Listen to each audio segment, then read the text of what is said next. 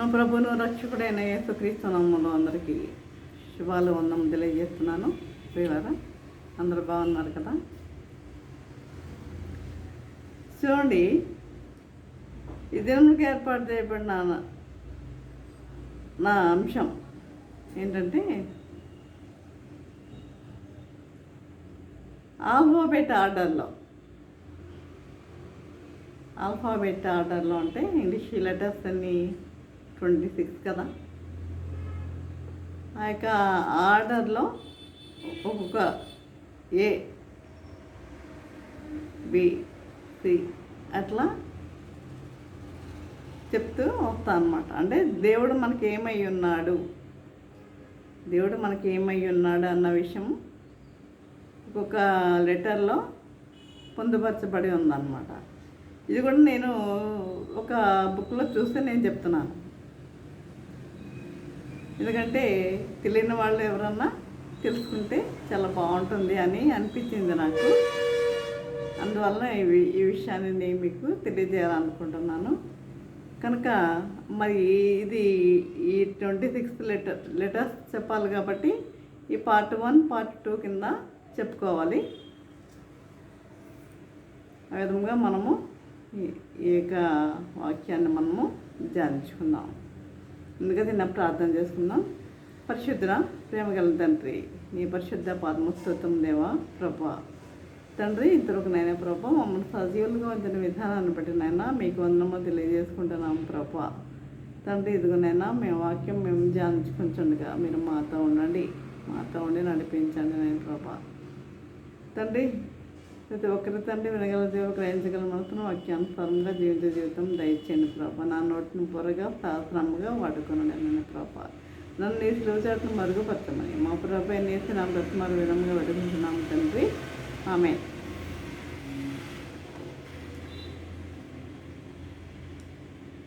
దేవుడు తన ప్రజలకు ఏమై ఉన్నాడు అన్న విషయాలు ఈ 26 లెటర్స్లో మనము చూస్తాం. ఒక్కొక్క లెటర్లో ఒక్కొక్క విధముగా అర్థమైంది కదా. ఒక్కొక్క లెటర్లో అంటే లెటర్ అంటే అక్షరం, లెటర్లో ఒక్కొక్క లెటర్లో ప్రభు ఏమై ఉన్నాడు మనకి అన్నది మనకి ఇక్కడ అర్థమవుతుంది. ఏ ఆల్మైటీ గాడ్ అంటే సర్వశక్తిమంతుడైన దేవుడు అంటే ఏంటి? ప్రభు మనలను ఆశీర్వదించేవానిగా ఉన్నాడు. సర్వశక్తిమంతుడైన దేవుడు. ఆదికాండము 17వ అధ్యాయము 1వ వచనం మీరు నోట్ చేసుకోవచ్చు. ఆదికాండము 17వ అధ్యాయము 1వ వచనంలో అబ్రాము 99 ఏండ్ల వాడైనప్పుడు యెహోవా అతనికి ప్రత్యక్షమై, నేను సర్వశక్తి గల దేవుడను, నా సన్నిధిలో నడుచుచు నిందారహితుడివై ఉండుము.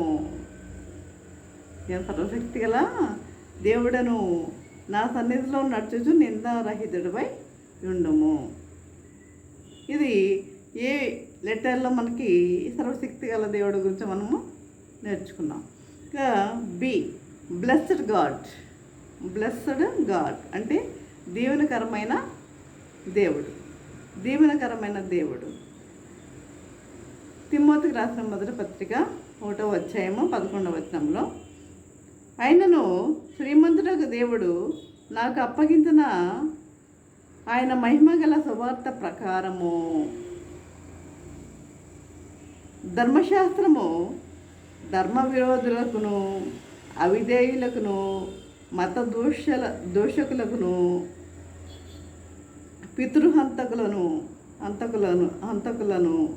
మాతృహంతకులకును నరహంతకులకును వ్యభిచారకులకును పురుష సంయోగులకును మనుష్య చోరులకును అబద్ధికులకును అప్రమాణికులకును హితబోధను విరోధి అయిన వాడు మరి ఎవడైనా ఉండని ఎడల అట్టి వానికి నియమింపబడిను కానీ.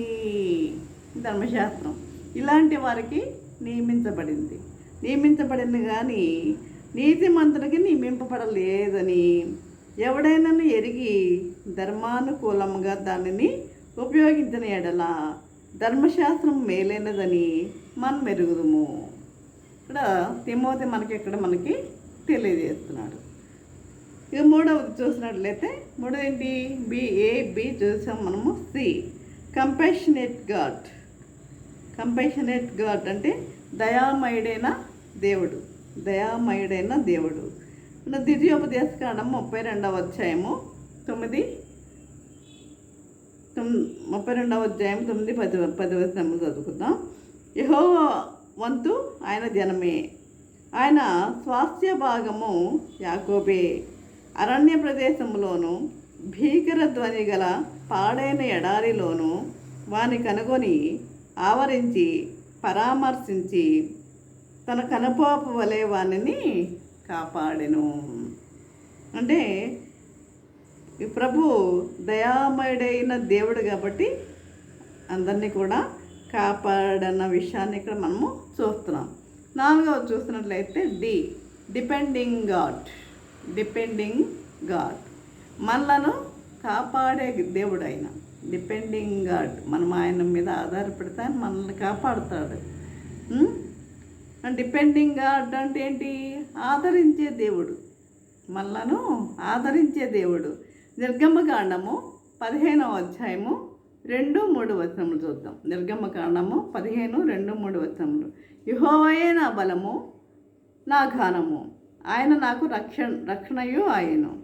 ఆయన నా దేవుడు, ఆయనను వర్ణించెదను. ఆయన నా పితరుల దేవుడు, ఆయన మహిమ స్తుతించెదను. యెహోవా యుద్ధశూరుడు, యెహోవా అని ఆయనకు పేరు. యెహోవా యుద్ధశూరుడు, యెహోవా అని ఆయనకు పేరు. 5th వన్ ఎక్స్టర్నల్ గాడ్ అంటే నిత్యుడైన తండ్రి. ద్వితీయోపదేశకాండము 33వ అధ్యాయం 22వ వచనం చూసినట్లయితే శాశ్వతుడైన దేవుడు నీకు నివాస స్థలము. శాశ్వతుడైన దేవుడు మనకి నివాస స్థలము. నిత్యంగా నుండి బాహువులు నీ క్రింద నుండును. ఆయన నీ ఎదుటి నుండి శత్రువుని వెళ్ళగొట్టి వెళ్ళగొట్టాడంట. మన ఎదుటి నుండి శత్రువుని వెళ్ళగొట్టి నశింపజేయమనెను. కాబట్టి నిత్యుడైన దేవుడు మన ప్రభు ఎవరు? నిత్యుడైన దేవుడు. 6th వన్ ఫెయిత్ఫుల్ గాడ్ అంటే నమ్మకమైన దేవుడు. ఆయనను నమ్మి చెడిపోయిన వారు ఎవరు కూడా లేరు కదా.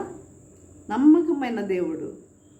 చూడండి, హెబ్రీయులకు రాసిన పత్రిక 11వ అధ్యాయము 1వ వచనం చూసినట్లయితే విశ్వాసం అన్నది నిరీక్షింపబడు వాటి యొక్క నిజస్వరూపమును, అదృశ్యమైనవి ఉన్నవంటకు రుజువునై ఉన్నవి. 7th వన్ చూసినట్లయితే గ్రేసియస్ గాడ్ అంటే కృపామయుడైన దేవుడు. యోనా 4:2 చూసినట్లయితే యెహోవా నేను నా దేశమందుండగా ఇట్లు జరుగునని నేను అనుకుంటుని కదా.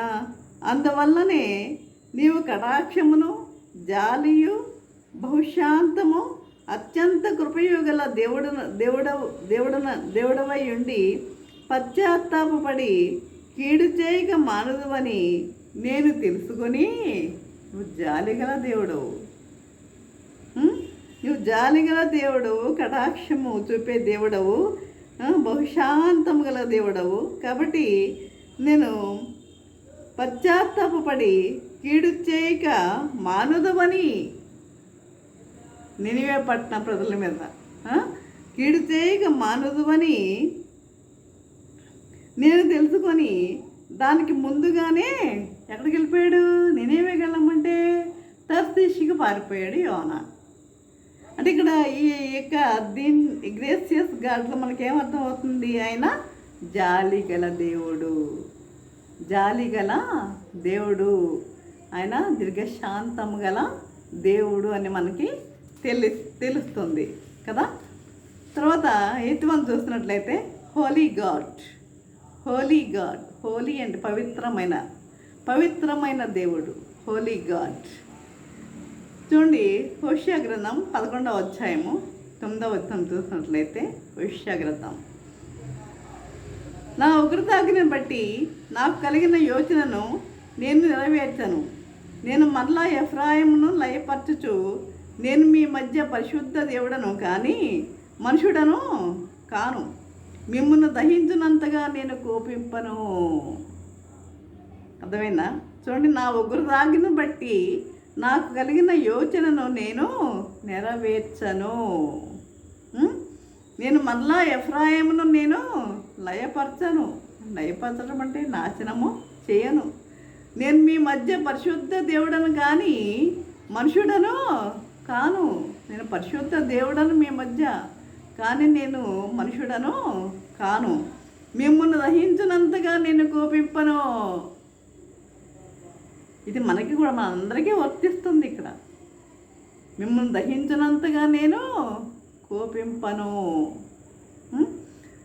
నెక్స్ట్ 9th వన్ చూసినట్లయితే ఇన్ వెల్లింగ్ గాడ్ అంటే మనలో నివసించు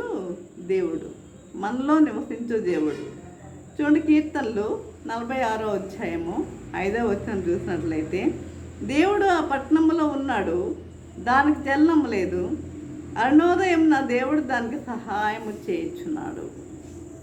దేవుడు ఆ పట్టణంలో ఉన్నాడు, దానికి చలనం లేదు. అరుణోదయమున దేవుడు దానికి ఏం చేస్తాడంట? సహాయము చేయుచున్నాడు. Next 10th one just God అంటే న్యాయవంతుడైన దేవుడు. యెషయా 45వ అధ్యాయం 21వ వచనం చూసినట్లయితే, మీ ప్రమాణ వాక్యములు నా సన్నిధిని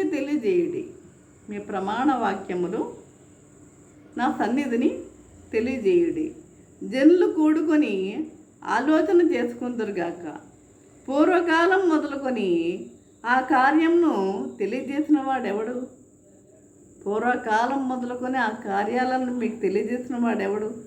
చాలా కాలం క్రిందట దాన్ని ప్రకటించిన వాడెవడు? యెహోవా నాకు నేనే కదా ప్రకటించింది అవన్నీ. యెహోవా నాకు నేనే కదా, నేను తప్ప వేరొక దేవుడు లేడు. గుర్తుపెట్టుకోండి బాగా ఇక్కడ, నేను తప్ప వేరొక దేవుడు లేడు. నేను నీతిపరుడనగు దేవుడను, రక్షించువాడను నేనే. నేను తప్ప మరి ఏ దేవుడును లేడు. ఆయన తప్ప ఏ దేవుడును ఈ లోకంలో లేడు. నెక్స్ట్ వన్ చూసినట్లయితే 11th వన్ చూసినట్లయితే కైండ్ గాడ్ అంటే జాలిపరుడైన దేవుడు. కీర్తనలు 103వ అధ్యాయం 4వ వచనంలో, సమాధిలో నుండి నీ ప్రాణమును విమోచించున్నాడు. కరుణాకటాక్షములు నీ కిరీటముగా ఉంచుచున్నాడు. ఎవరు? జాలిపరుడైన దేవుడు. ప్రియులారా, జాలిపరుడైన దేవుడు. Next 12th one loving God ప్రేమామయుడైన దేవుడు. ఇర్మియా 31వ అధ్యాయము 3వ వచనం చూసినట్లయితే, చాలా కాలం క్రిందట యెహోవా ప్రత్యక్షమై నాతో ఇట్లా నేను, ఎవరితో? ఇర్మియాతో. నాతో ఇట్లా నేను, శాశ్వతమైన ప్రేమతో నేను నిన్ను ప్రేమించుచున్నాను. శాశ్వతమైన ప్రేమతో, ఆ ప్రేమ మనందరి మీద కూడా చూపుతున్నాడు ఆయన. శాశ్వతమైన ప్రేమతో నేను నిన్ను ప్రేమించున్నాను కనుక విడువగని ఎడల కృప చూపుచున్నాను. కృప చూపుచున్నాను. 13th వన్, మైటీ గాడ్, బలవంతుడైన దేవుడు, బలమైన దేవుడు.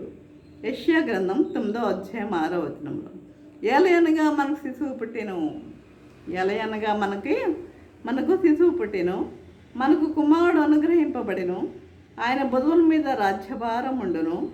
ఆశ్చర్యకరుడు, ఆలోచనకర్త, బలవంతుడైన దేవుడు, నిత్యుడగు తండ్రి, సమాధానకర్తయగు అధిపతి అని అతనికి పేరు పెట్టబడును.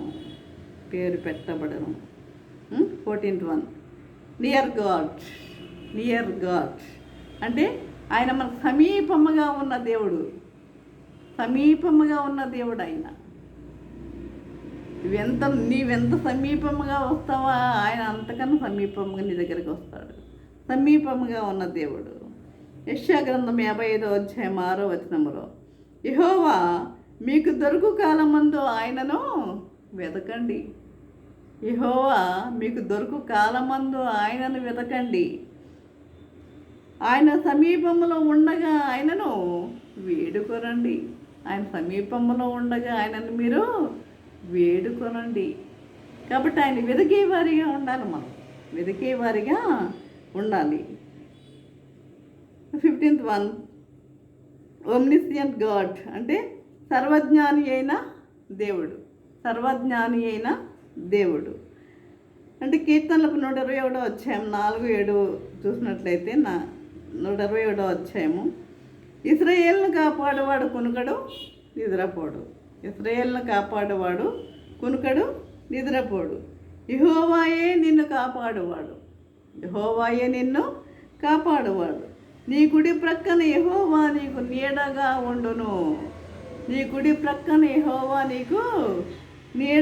ఉండును.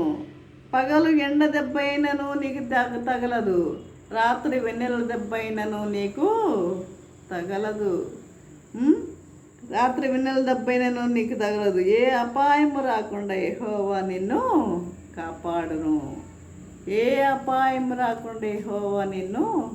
కాపాడు. దేవుడు పిల్లరా, ఆయన కాపాడే దేవుడు. ఆయన సన్నిధికి వస్తే, ఆయన బిడ్డలుగా మీరు జీవించినట్లయితే, భయభక్తులు కలిగి మీరు జీవించినట్లయితే అన్ని మిమ్మల్ని కాపాడడానికి సిద్ధంగా ఉన్నాడు. 16th వన్ చూసినట్లయితే, పవర్ఫుల్ గాడ్ అంటే శక్తిమంతుడైన దేవుడు. 2వ తిమోతి 4వ అధ్యాయము 17వ వచనంలో, అయితే నా ద్వారా సువార్త పూర్ణంగా ప్రకటింపబడు నిమిత్తము అన్ని జనులందరూ దాని విను నిమిత్తమును ప్రభు నా ప్రక్కన నిలిచి నన్ను బలపరిచెను గనుక,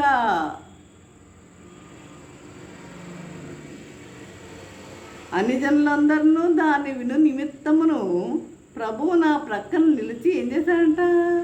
బలపరిచాడంట. అవును, మనం స్వార్థ చెప్తుంటే దేవుడు మనల్ని ఏం చేస్తాడు? బలపరుస్తాడు. కాబట్టి నా ప్రక్కన నిలిచి నన్ను బలపరిచిన కనుక నేను సింహము నోట నుండి తప్పింపబడితిని. ప్రభు ప్రతి దుష్కార్యము నుండి నన్ను తప్పించి తన పరలోక రాజ్యంలోకి చేరినట్లు నన్ను రక్షించును. యుగ యుగములకు ఆయనకు మహిమ కలుగునుగాక. ఆమెన్. యుగ యుగములకు ఆయనకు మహిమ కలుగునుగాక. ఆమెన్. కాబట్టి మనము ఏదో ప్రిపేర్ అయి వస్తాం, కానీ మాట్లాడేది మనం కాదు, దేవుడే మాట్లాడతాడు. ఆయన మన ప్రక్క నుండి ఏం చేస్తానంటున్నాడు? బలపరుస్తానంటున్నాడు. ఇక్కడ తిమోతి మనకు తెలియజేస్తున్నాడు, అన్ని జనులందరూ దాని నిమిత్తమును ప్రభు నా ప్రక్క నిలిచి నన్ను బలపరిచిన గనక నేను సింహము నోట నుండి నేను తప్పింపబడి తిని. కాబట్టి దేవుని వాక్యం వినుటకు, దేవుని వాక్యాన్ని ప్రకటించుటకు మనము సిద్ధముగా ఉండేవారిగా ఉండాలి. ఎల్లప్పుడూ అసమయమందైనా సరే మనము సిద్ధముగా ఉండేవారిగా ఉండాలి ప్రియులారా. సమయమందైనా అసమయమందైనా సరే, ఏ సమయమైనా సరే, అర్ధరాత్రులు అయితే వాక్యం చెప్పేవారిగా ఉండాలి. దేవుని సువార్త మనము ఆ విధముగా ప్రకటించేవారిగా ఉండాలి. విధముగా క్విక్నింగ్ గాడ్ అంటే బ్రతికించు దేవుడు. అంటే ఎఫెసీయులకు రాసిన పత్రిక 2వ అధ్యాయం 5వ వచనము, మనము మన అపరాధముల చేతను చచ్చిన వారమై ఉండినప్పుడు సైతం, మన అపరాధముల చేత చచ్చిన వారమై ఉండినప్పుడు సైతం మన ఎడల చూపిన తన మహాప్రేమ చేత, మన అపరాధముల చేత మనం చచ్చిన వారముగా ఉన్నాము కదా, అయినా కూడా ఆయన తన మహాప్రేమ చేత మనలను క్రీస్తుతో కూడా ఏం చేశాడంట? బ్రతికించెను. క్రీస్తుతో కూడా బ్రతికించెను. కాబట్టి మన అపరాధములు, మనం ఈ లోకములో అనేక తప్పులు చేస్తూ ఉంటాం, అనేక పాపాలు చేస్తూ ఉంటాం. పాపం అంటే ఏదో ఘోరమైన పాపాలు, వ్యభిచారము, దొంగతనము, హత్యలు ఏమి కాదు. మన తలంపుల ద్వారా, మన చూపు ద్వారా, మన నోటి ద్వారా, మనం పలికే ప్రతి పలుకు నీ గురించి సాక్ష్యం ఇస్తుందట దేవుని దగ్గర. నువ్వేం మాట్లాడుతున్నావో ఒకసారి గుర్తుపెట్టుకుంటున్నావా? ఈ చూపులు ఏ విధంగా ఉన్నాయో ఒకసారి గుర్తుపెట్టుకుంటున్నావా? మన తలంపులు ఎలా ఉన్నాయి, ఏ విధంగా ఉన్నాయి మన తలంపులు? చాలామంది ఉపవాసం అంటారు. ఉపవాసం అంటే ఏంటి? ఉపవాసం అంటే తల కడుక్కొని, ఏది మొహం కాళ్ళు చేతులు కడుక్కొని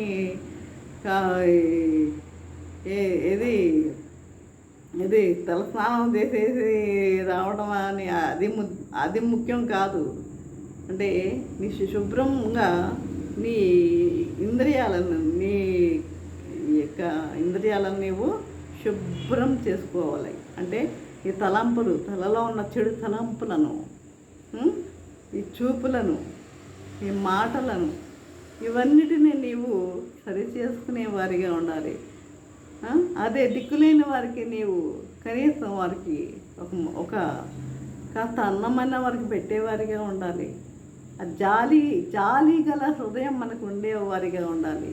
జాలి గల దైవం మన దైవం. కాబట్టి ఆ విధంగా ఉండాలని ప్రభువు కోరుకుంటున్నాడు.